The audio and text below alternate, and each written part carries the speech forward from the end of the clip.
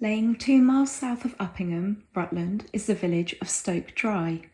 I say village, it is more like a hamlet with only 14 dwellings, approximately 40 residents and 1 church. The church, the much-loved St Andrew, is a small parish church of 10th century origin and is part of the Rutland Heritage Trail. Its history and stories make it one of the most enchanting and intriguing churches in the UK. Its position overlooks the Ibrook Reservoir and sloping Rutland countryside. It appears in the Domesday Book and was cited as part of the Manor of Liddington, meaning it once fell under the watchful eye of the Bishop of Lincoln.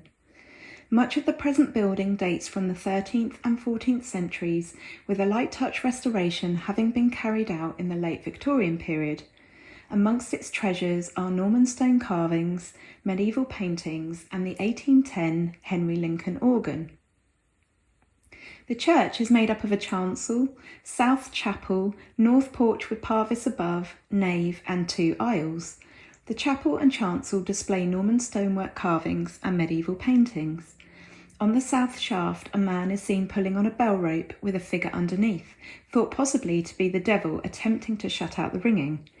The medieval paintings display a man on a wooden X-shaped cross, not too dissimilar to the image of Theon Greyjoy on the wooden torture cross in Game of Thrones. The parvis is incredible. A parvis is a room built above the porch of a church, and its intention was to be a small private chamber for the resident priest and to provide lodging for visiting priests who came to hear confessions and to say mass for the small population. The term parvis derives via Old French from the Latin paradisus, meaning paradise.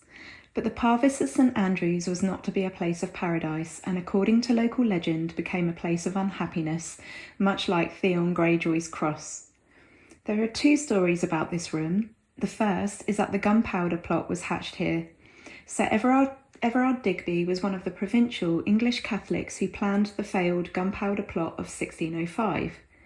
Stoke Dry's manor was part of the estate held by the Digby family in the early 17th century, and whilst he was executed for his involvement in the plot, historical evidence suggests that the plot could not have been devised in the parvis of St Andrews, as Sir Digby was not often resident at the manor. It is also a shaky theory because by 1600, Sir Everard Digby had signed over the manor to his son Kenelm.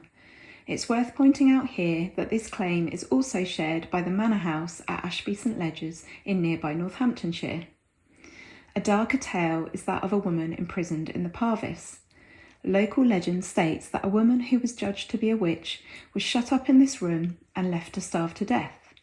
The church resolutely deny that this happened, and there is very little evidence or information on this particular witch trial to be found. Of course, the belief in witchcraft dates back to time immemorial, the majority of societies having believed in and feared witchcraft for many thousands of years. James I brought fear of demons, witches and evil spirits to the British people with his dissertation Demonology, inflaming the witch hysteria that had already taken hold of Europe in the mid-1400s. Malleum Maleficarum, the Hammer of Witches, the best-known treatise on witchcraft, was written by Heinrich Kramer, a Catholic clergyman, so it's not too much of a stretch to imagine some poor woman, perhaps single or widowed, being holed up in the parvis of St Andrew.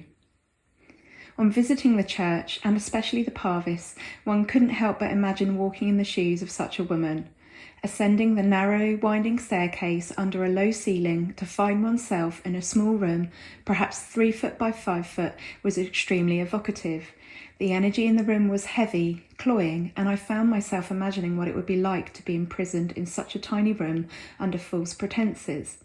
The feeling of injustice burned in me, and a fear of the future overtook my being as my eyes filled with tears. The heavy energy eased as my friend Titania and I found ourselves chatting about the things that women talk about. Our lives, our challenges, our children. Could it be that the spirit of this poor woman enjoyed having some female company and for a brief moment in time felt less alone and less afraid? I looked out the small window and saw through her eyes. I haven't managed to find your name or any more details on you in my research, but I wish you peace, sister.